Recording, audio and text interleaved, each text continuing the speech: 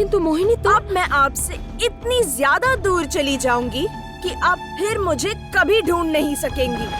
आपने मेरे साथ जो कुछ भी किया है उसके लिए मैं आपको कभी भी क्षमा नहीं करूंगी, कभी भी नहीं। अब मैं इस राजमहल में नहीं रहूंगी। नहीं नहीं, कहीं मत जाना। मेरी बात सुनो, सुनो मेरी बात। चलो भयनाग, मुझे यहाँ से बहुत दूर लेकर चलो। जैसी मालिक की आज्ञा, चलिए फिर प्रलय आरंभ किया जाए। मोहिनी मत जाओ, मोहिनी मेरी बात सुनो, मोहिनी।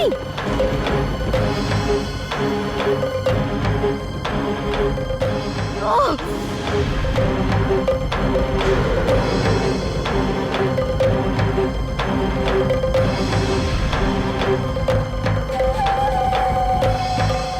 मुझसे दूर जाकर तुमने बहुत बड़ी गलती की है मोहिनी। लौट आओ, कहा ना वापस लौट आओ।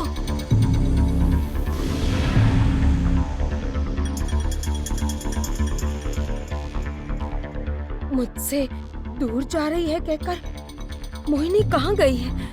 इस बार कामिनी की नाक में नकेल डालकर नाच नचाएगी मोहिनी। ऐसा नचाएगी कि अपनी शक्तियां पुनः प्राप्त करने पर ध्यान ही नहीं दे पाएगी कामिनी। सब प्रभु की इच्छा है।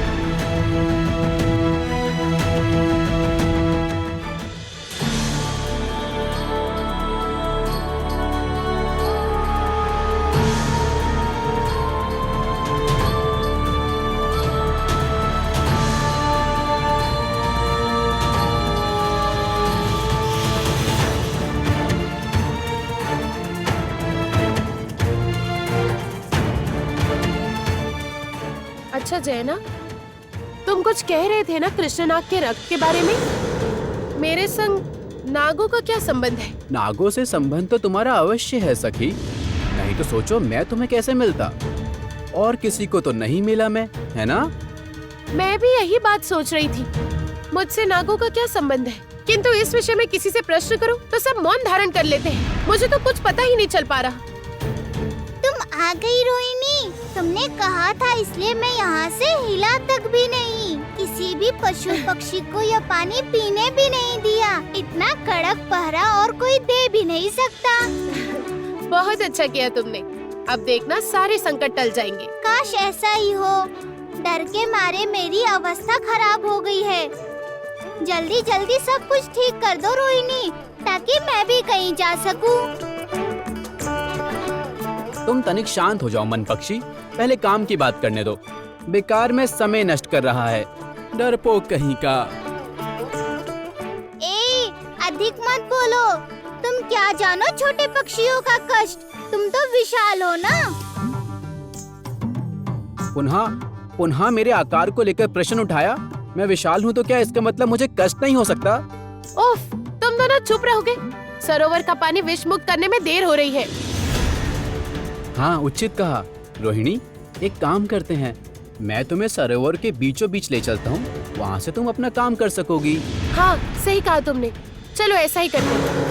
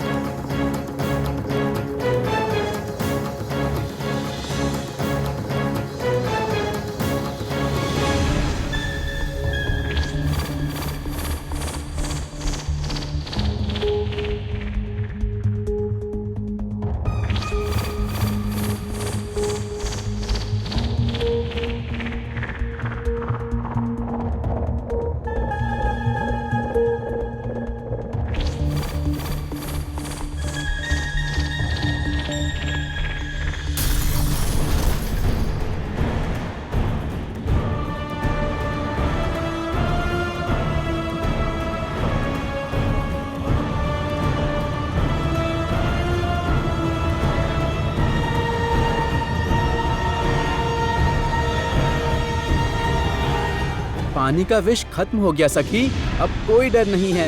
अब ये पानी हर कोई जितना जी चाहे उतना पी सकता है। बिल्कुल सही कहा तुमने। रोहिणी, ये जादू पुष्प तुम्हें कहाँ से मिला? अरे बाप रे, उसके पीछे तो बहुत लंबी कहानी है। मैं बताता हूँ। एक बहुत बड़े राज्य में एक बहुत शूरवीर योद्धा था और वहीं वीर पुरुष, क्या नाम था उसका, साथ में उसके पिता भी थे।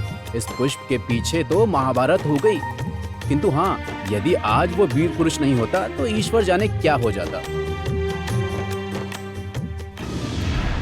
यही है वो नाक और यही है वो लड़की। तुम इतनी जल्दी इन्हें पकड़कर भी ले आए अग्नि? तुम्हारी जितनी प्रशंसा करूं कम है। अब क्या बताऊं मैं, अंत में उसी वीर पुरुष ने हमारी सहायता की। अपने पिता को इतनी अच्छी तरह समझाया उसने। जयना, अब तुम चुप हो जाओ। सारा दिन बस बक बक बक बक करते रहते हो। बहुत रात हो गई, अब मैं घर जा रही हूँ। मुझे क्यों डांट रही हो सखी? मैं कुछ गलत थोड़ी कह रहा हूँ। सही गलत कुछ कहना ही नहीं है तुम्हें। तुम्हारी बकबक से मेरे सर में पीड़ा हो रही है। बहुत रात हो गई है, अब मुझे घर जाना चाहिए। मन पक्षी, अब मैं कल आऊंगी मायावन। कल बात करते हैं। रोहिणी को क्या हुआ है? रोहिणी का मन बदलते मौसम जैसा है। अभी तो मौसम ठीक है, पर कभी भी बारिश हो सकती है। कौन जाने रोहिणी के मन की बात। ठीक कहा तुमने। अरे बाबा, उस वीर पुरुष ने तो तुमसे मित्रता ही निभाई है, फिर उसके बाद की तो चिढ़ क्यों गई तुम? उफ, तुम लोग ना। नहीं, मैं उस योद्धा से अब कोई बात नहीं करूंगी और कोई संबंध भी नहीं रखूंगी। कहा ना मुझे घर जाना है, नीचे उतारो मुझे।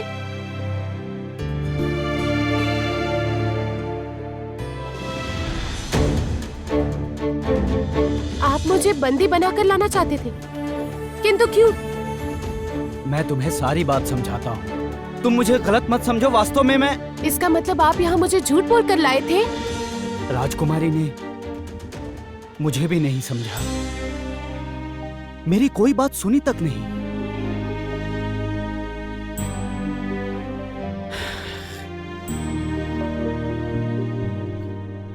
और एक और पिताजी। इसीलिए कुछ दिनों में तुमने मुझे समझा दिया कि मैं तुम्हारे अपनों में नहीं आता।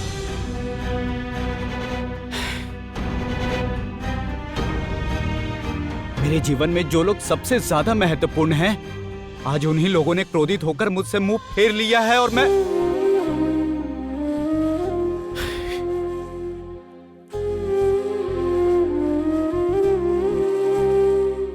अच्छा, पिताजी की बात तो अलग है। पिताजी मेरे हृदय में बसे हैं और हमेशा बसे रहेंगे, किंतु